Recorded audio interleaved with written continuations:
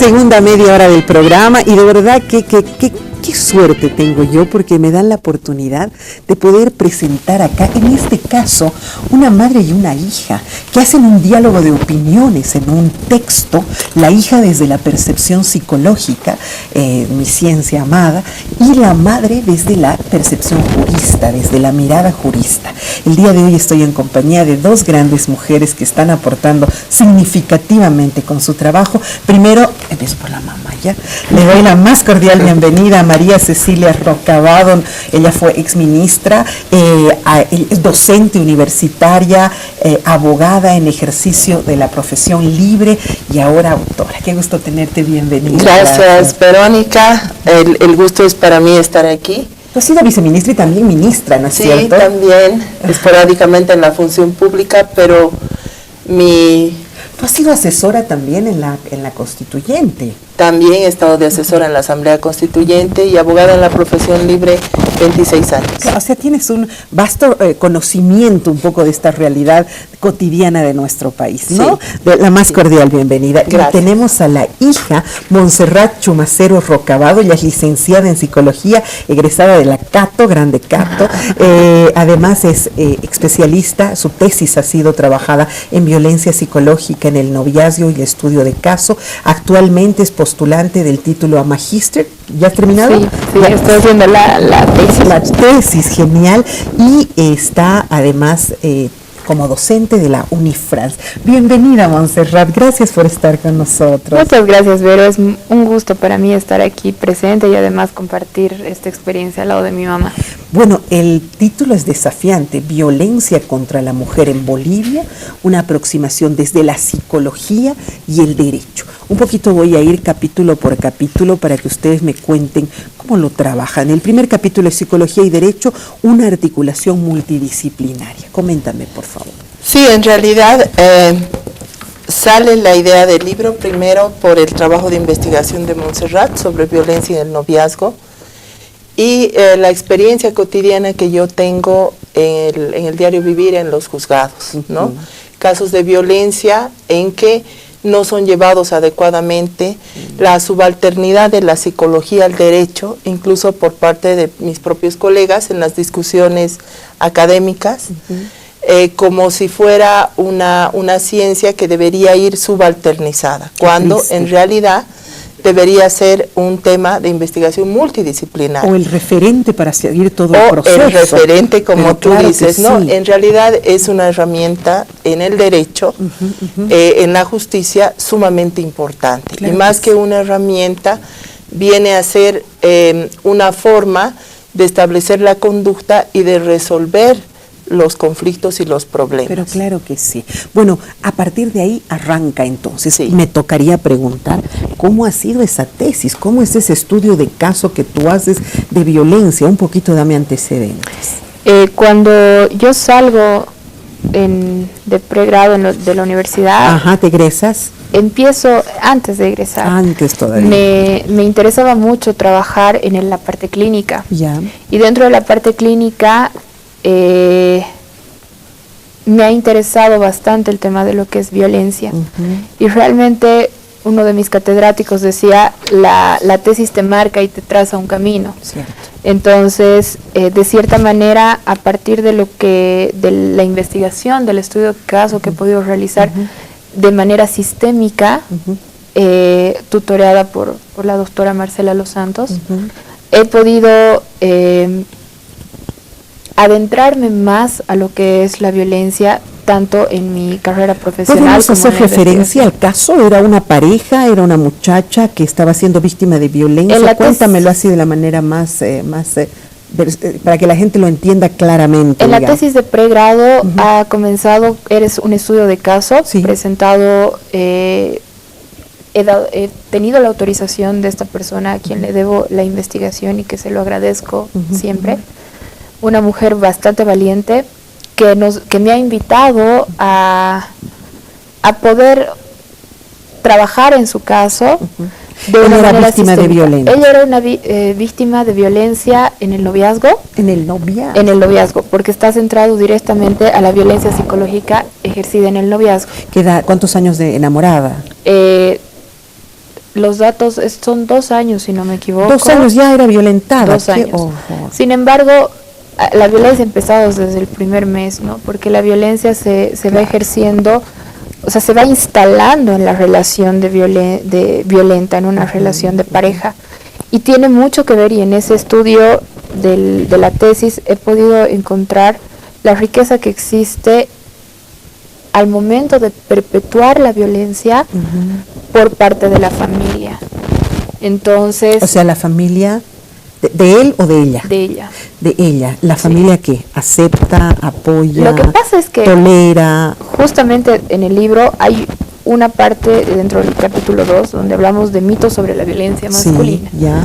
¿No? Entonces manejamos bastantes mitos donde vamos normalizando la violencia.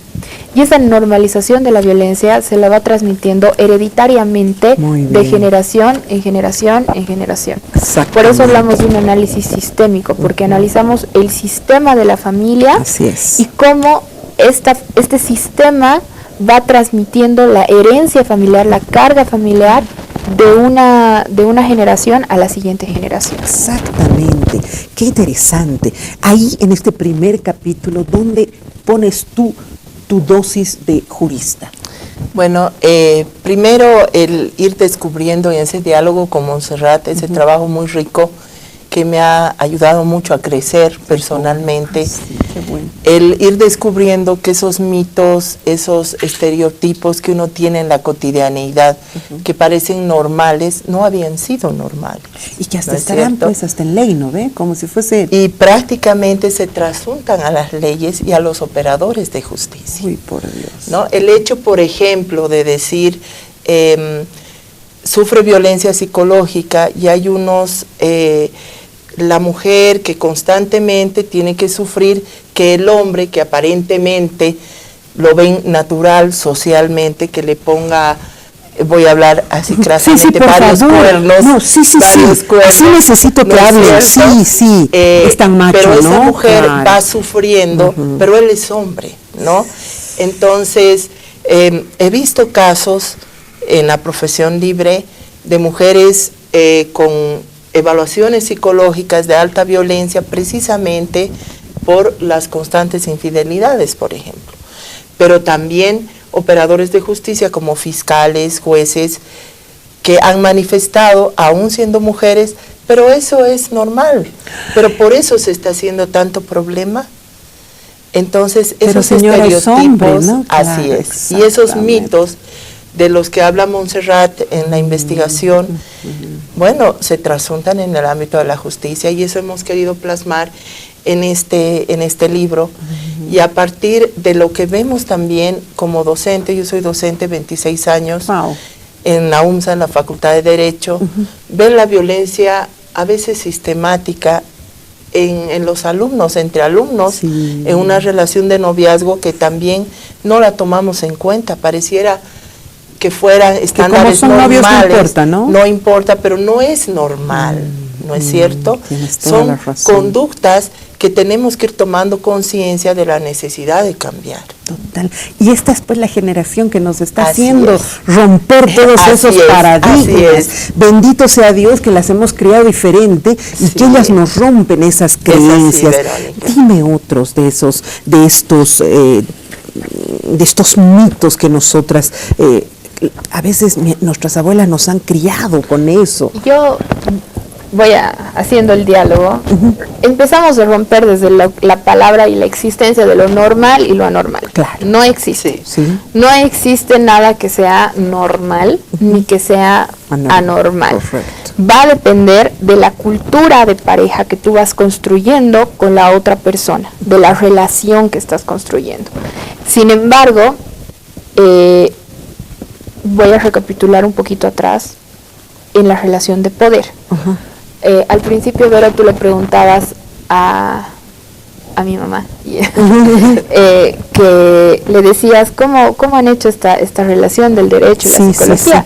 Y esta relación del derecho y la psicología entre ella y yo ha comenzado en las charlas del desayuno, del almuerzo, de la cena, donde desde mi perspectiva y desde mi juventud también, sentía como entre el derecho y la psicología, primeramente, estaba habiendo una relación, como vemos, una relación patriarcal, machista, donde el derecho se posiciona como el macho, digamos, claro, de la relación, y la psicología la nena dulce, porque además se pone género a las carreras. Entonces ya estamos poniendo un género, el derecho y la psicología, pero además la psicología es para las mujeres, ¿no? Y sí, es eminentemente femenina, ¿no?, nuestra carrera, ¿no? Siempre. Entramos al curso y ni chequear podemos. No, pues, porque no hay guapos. Hay ingeniería, ¿no? Muchas mujeres. Entonces, en ese entendido, hay una relación de poder en la profesión.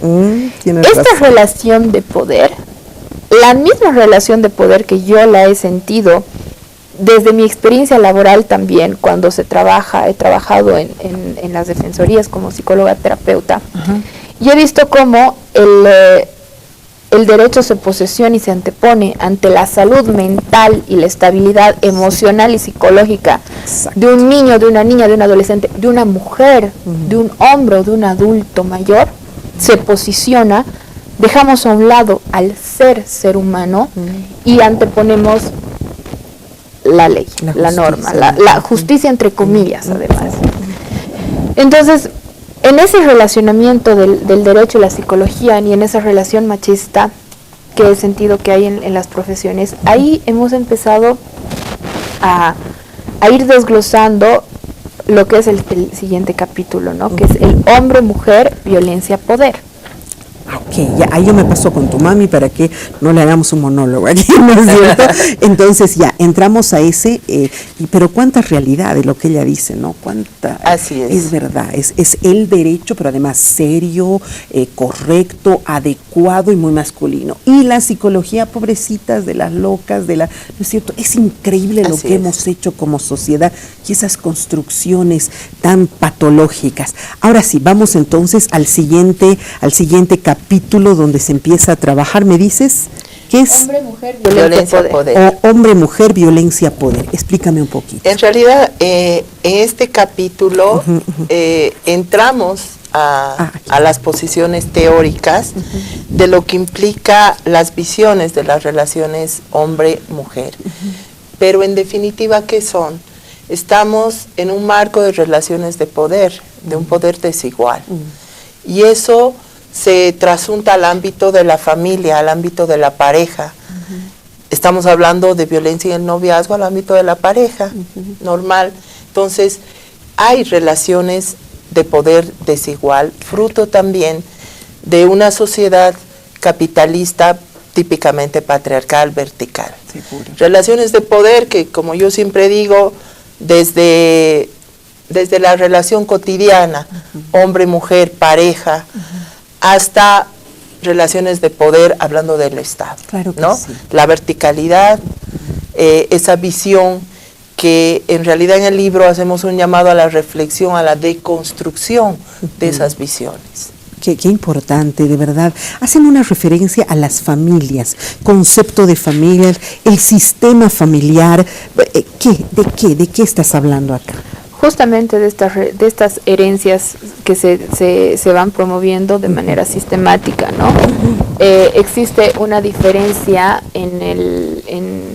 un posicionamiento de género en nuestro diario vivir, en todos los sistemas. Sí.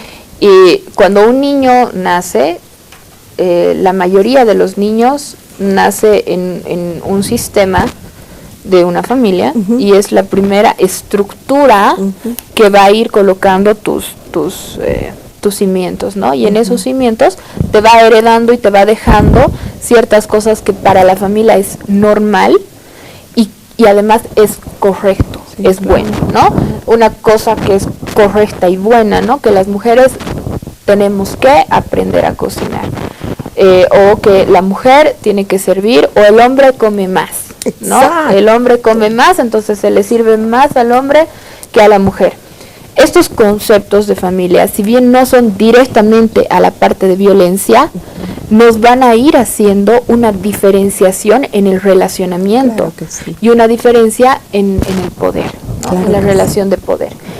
esos conceptos de familia y ese sistema familiar es lo que hemos querido. Ahora una pregunta desafiante aquí que va a salir un poco de este esquema. Pero quien les cría, pues somos nosotras, ¿no? Así es. Entonces, así es. quien les mete esas cosas. A mí no me decía mi papá, tende la cama de tu hermanito, me lo decía mi mamá. Entonces, nosotras somos las que estamos generando eso en él. Las que estamos reproduciendo, ¿no? Exacto. Por eso hace un rato hablaba de la toma de conciencia para ir deconstruyendo estas categorías conceptuales, estos mitos sociales. La mujer tenemos que irnos constantemente reeducarnos, no importa la edad. El libro para mí es mi experiencia de reeducación. Mira. ¿No? Porque si bien he sido siempre activista en la lucha por las mujeres, con estos estudios que hace Montserrat a partir de la psicología, aprendo a tomar verdadera conciencia de la necesidad de plasmarlo en la cotidianidad, en la vida diaria. De eso se trata. ¿Y ya lo has hecho en tu carrera? ¿Ya estás incorporando un poco esta visión ya psicológica en tu En la carrera como tal, es una lucha cotidiana en cada caso, ¿no? Recién hemos estado en un informe de la Clínica Legal de Harvard, donde hace ver, por ejemplo, todas las falencias del sistema judicial, ¿no?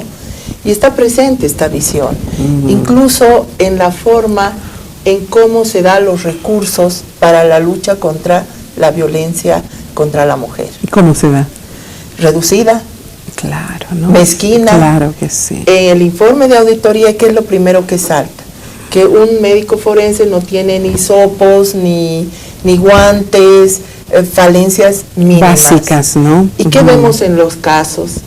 Vemos en los casos esas mismas falencias, ¿no? Donde está ya la otra víctima, madres, padres, a veces hijos, en casos muy graves y a extremos de feminicidio inclusive.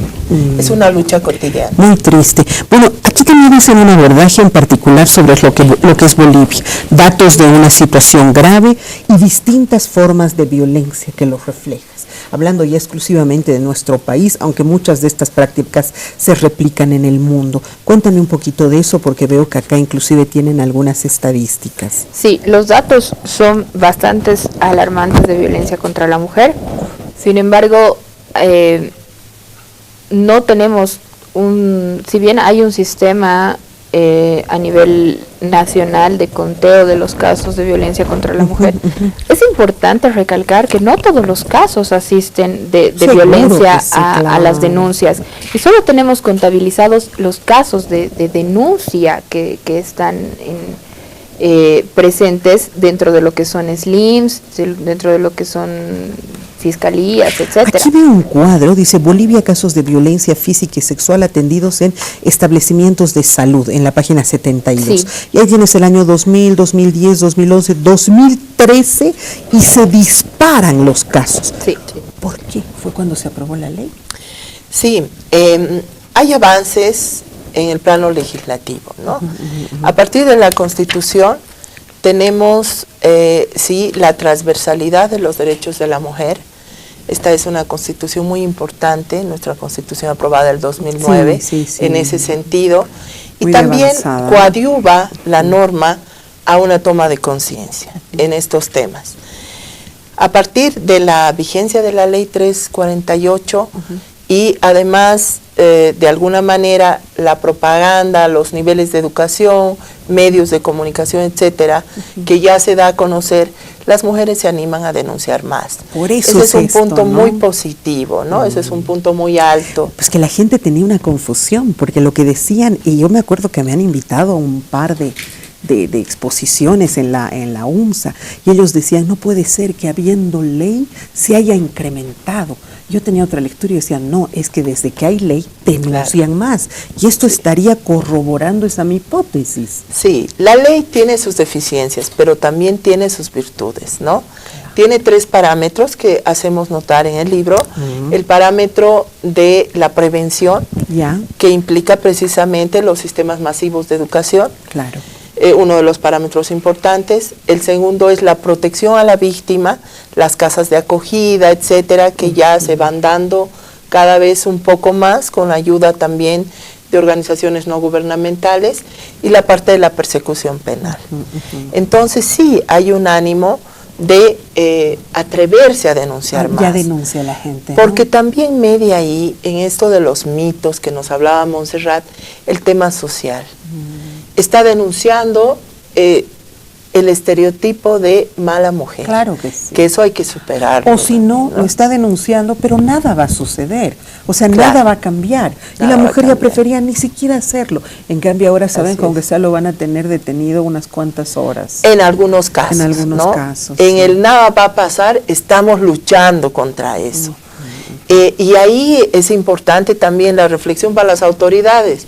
No solamente se trata de cambiar la norma, porque hay una reforma, un planteamiento de reforma a la 348, sino de hacer que esa norma se cumpla efectivamente, desde los recursos económicos que se pueda dar, la capacitación a jueces fiscales, a los operadores de justicia, a policías, etcétera. Los municipios tendrían que estar promoviendo toda suerte de spots televisivos y todo para que se informen. No lo hacen. No sé si se hacen revertir ese dinero porque hay un monto específico para eso. Hemos ido a ofrecerles a tantos municipios, lo queremos hacerles. No lo hacen, es increíble. Me voy al otro capítulo y aquí algo que me interesa mucho.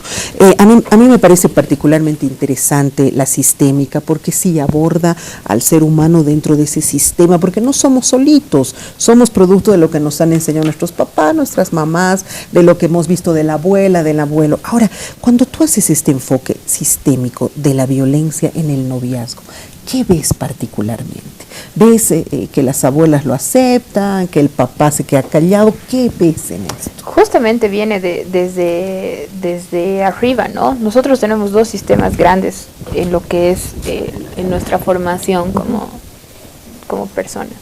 Tenemos la familia y tenemos la sociedad también, ¿no?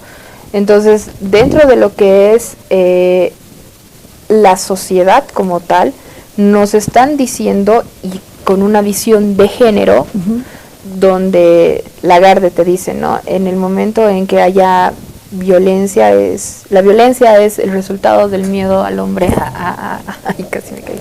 Del miedo al hombre a estar, a la mujer, ¿no? A que esté encima. Entonces ahí entra ese juego de poder. Y asimismo en las familias, que se van replicando y van haciendo este tema hereditario, que además va a provocar el mal concepto de amor y de noviazgo. Pero pues más me quiere, más me pega.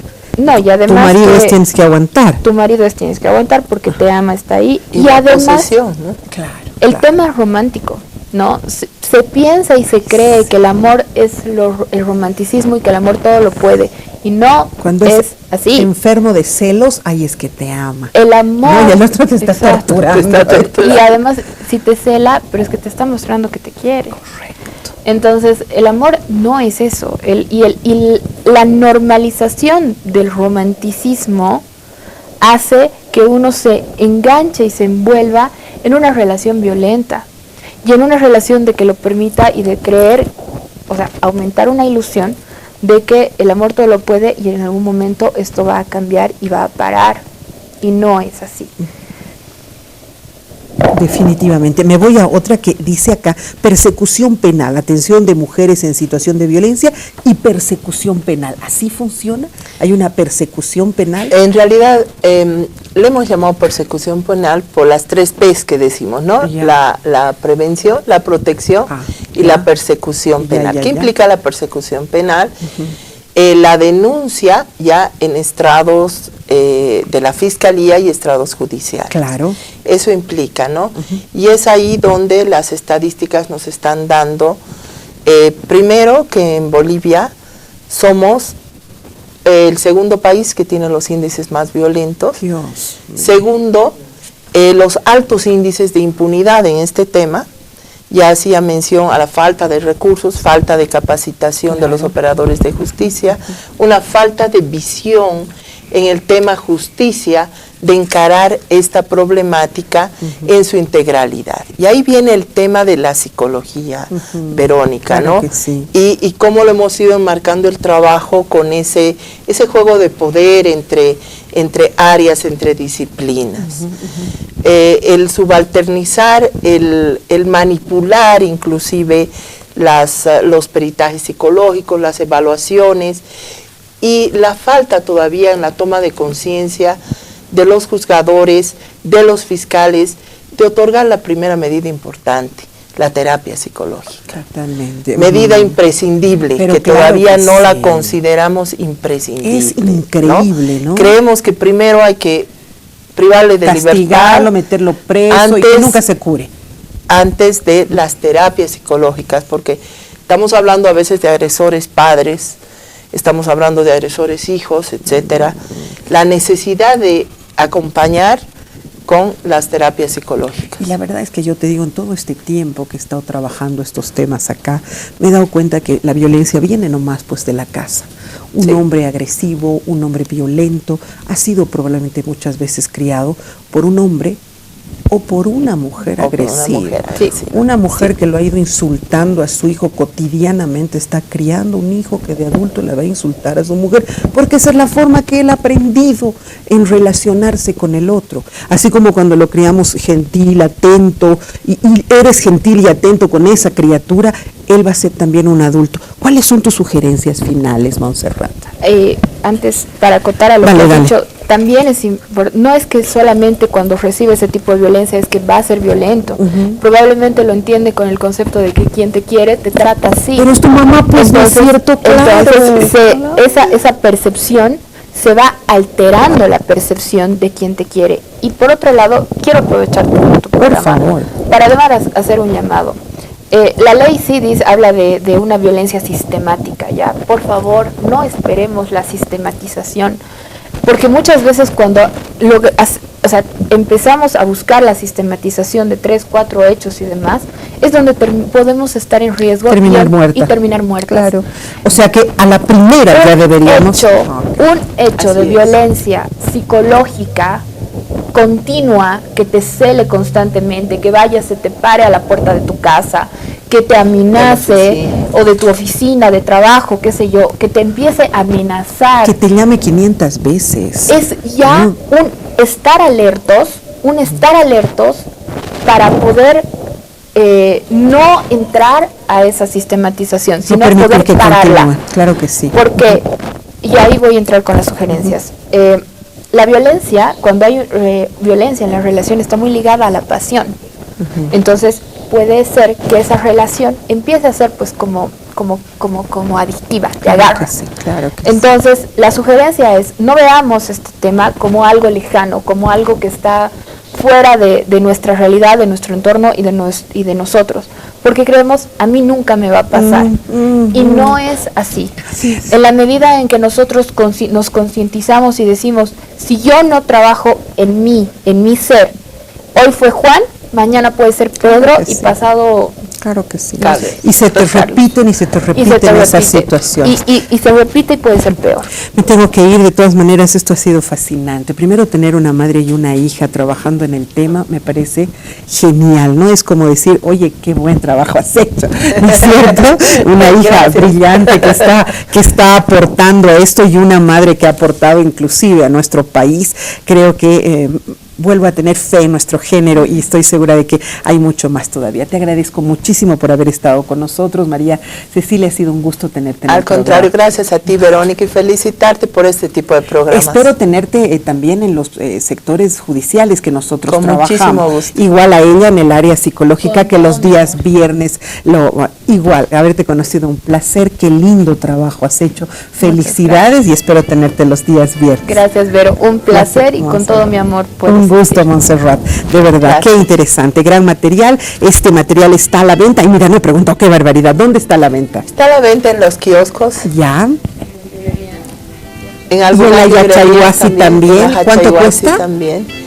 Eso depende del lugar en el que lo están vendiendo. Donde están vendiendo ya. ¿Algún número donde podamos llamar las personas que estén interesadas en sí, al 240-6873. 240-6873. Lo estamos poniendo en generador de caracteres en este momento. Ha sido un gusto trabajar para ustedes. Hasta el día de mañana. Me he excedido.